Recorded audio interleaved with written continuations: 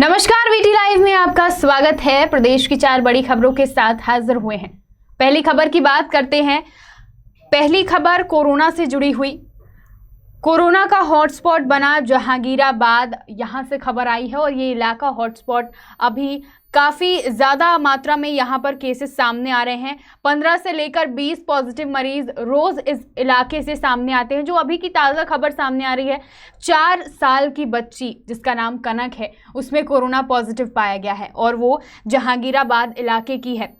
आपको बता दें कि अपने पिता का हाथ थामे कनक ने एम्बुलेंस को देखा तो ज़ोर ज़ोर से रोने लगी। उसके पिता ने और स्वास्थ्य अमले ने उसको समझाया कि बेटा आप ठीक हो जाओगी और कहा कि वहाँ पर आपको बहुत सारे चॉकलेट्स भी मिलेंगे। तब जाकर कहीं कनक समझी और एम्बुलेंस में बैठ गई। एक मासूम 4 साल की बच्ची में कोरोना पॉजिटिव मिलना हम सुनते हैं तो हमको बुरा लगता है, हमको दया आती है। तो उनके माता पिता की क्या हालत होगी इस वक्त, जब 4 साल की बेटी उनमें इस महामारी के लक्षण मिले और उसके बाद रिपोर्ट आने पर पॉजिटिव मिली। ये बहुत जो इलाका है जहांगीराबाद, यहाँ पर हर रोज़ 15 से 20 केस पॉजिटिव पाए जाते हैं। 180 से ज़्यादा पॉजिटिव मरीज़ इस इलाके से मिल चुके हैं और जो खबरें सामने आ रही हैं उसमें ये बताया गया है, जो जानकारी मिली है कि कनक भी वहाँ पर जो पॉजिटिव मरीज़ थे उनके संपर्क में आई और फिर उसको भी कोरोना पॉजिटिव हुआ। तो ये एक बहुत बड़ी खबर है, क्योंकि कोरोना उम्र देखकर किसी को नहीं हो रहा। ये महामारी अपनी चपेट में हर वर्ग के, हर उम्र के लोगों को ले रही है। तो हमें ज़रूरत है सावधान रहने की और ज़्यादा सावधान रहने की, क्योंकि जो केसेस हैं वो बढ़ते जा रहे हैं। प्रदेश की पहली बड़ी खबर, 4 साल की बच्ची कनक जिसमें कोरोना पॉजिटिव पाया गया। अब दूसरी खबर की ओर चलते हैं। तमाम अलग अलग राज्यों से, बड़े बड़े राज्यों में जहां मजदूर काम करने गए थे, अपनी रोजी रोटी कमाने, अपने घर परिवार का भरण पोषण करने, लॉकडाउन के कारण पैदल चल रहे हैं। स्पेशल ट्रेन चलाई जा रही हैं, बसेस चलाई जा रही हैं, लेकिन हर मजदूर तक वो सुविधा नहीं पहुंच पा रही है। इसलिए जो जहां है, जैसे उसे सुविधा मिली वो पैदल ही निकल पड़े या ट्रक, टेम्पो, कैसे भी करके वो अपने घर पहुंचना चाहते हैं। ई पास की व्यवस्था की गई बाहर फंसे लोगों के लिए, लेकिन वो भी व्यवस्था हर किसी तक नहीं पहुंच पा रही है। आपको बता दें कि जिस तरीके से लोग पैदल निकल रहे हैं और जो हादसे उनके साथ हो रहे हैं वह बहुत ही दयनीय है, बहुत ही चिंताजनक है। और इसी बीच राज्यसभा सांसद विवेक तनखा ने लोगों की घर वापसी के लिए एक ऑनलाइन पोर्टल शुरू किया। आपको बता दें कि इसके पहले भी पोर्टल्स शुरू किए गए थे, लेकिन कुछ ना कुछ तकनीकी खराबी के कारण वो मदद नहीं कर पा रहे हैं लोगों की। राज्यसभा सांसद विवेक तनखा ने एक ऑनलाइन पोर्टल शुरू किया है। इसमें दूसरे राज्यों में फंसे लोग पंजीयन कर सकेंगे। सांसद तनखा ने बताया कि उनके बेटे वरुण ने 15 युवा अधिवक्ताओं के साथ मिलकर इस पोर्टल को बनाया है। राहत नाम है इस पोर्टल का, कोरोना पोर्टल का नाम राहत है। दिल्ली और जबलपुर की टीम समेत वरुण के वकील मित्र जो हैं इस पोर्टल की निगरानी कर रहे हैं। सांसद की माने तो मजदूरों के साथ आए दिन हो रहे हादसों और उनकी समस्याओं को देखकर वह चिंतित थे। उन्होंने इस बारे में अपने बेटे से डिस्कशन किया और उनको यह पोर्टल बनाने के लिए कहा। इस पोर्टल बनाने के 10 दिन के बाद रविवार को वेबसाइट शुरू हुई और बता दें कि दावा किया गया है 4 घंटे के अंदर 3 दर्जन से ज़्यादा पंजीयन कराया गया है। केरल में फंसे 150 लोगों के समूह ने अपना पंजीयन कराया है। तो आप देख रहे हैं कि दूसरे राज्यों में कितनी बड़ी संख्या में मजदूर फंसे हैं और ये जो पोर्टल है, जिस तरह से दावे किए जा रहे हैं कि पंजीयन हो रहा है और लोग अपने घर वापस आएंगे, तो ये उन लोगों के लिए बहुत बड़ी राहत की खबर है। तीसरी खबर की ओर चलते हैं। लॉकडाउन के दौरान अपराधी अपराध करने से बाज नहीं आ रहे हैं और लोगों के घर जहां चोरी या जो भी छोटी मोटी वारदातें हो रही हैं, जो अपराध हो रहे हैं, उसका लोग शिकायत करना चाहते हैं, लेकिन लॉकडाउन होने के कारण, घर से बाहर न निकल पाने के कारण वो ये नहीं कर पा रहे हैं।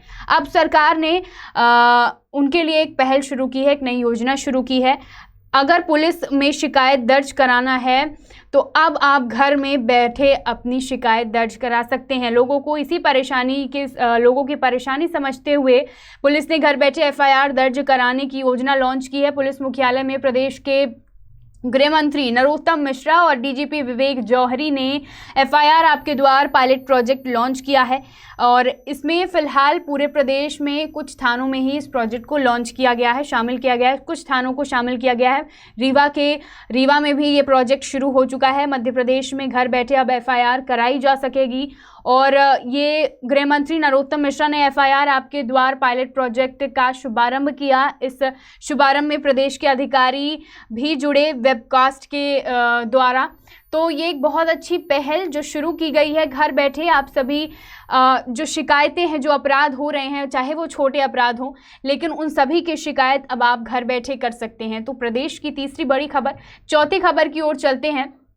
मजदूरों से ही जुड़ी हुई चौथी खबर। हर जगह अगर अब आप देखें तो हर जगह यही समस्याएं उभर कर सामने आ रही हैं। मजदूर से जुड़ी जो हमारी आखिरी खबर है, चौथी खबर है, वो ये है कि जिस तरीके से मजदूर पैदल चल रहे हैं अपने घर पहुंचने के लिए, दूसरे राज्य में, दूसरे जगह, बड़े शहरों में जब काम करने के लिए जाते हैं, अपने परिवार को लेकर उनका भरण पोषण करने के लिए जाते हैं, उन्होंने ये नहीं सोचा होगा कि लॉकडाउन और कोरोना जैसी समस्याएं उनके लिए होंगी।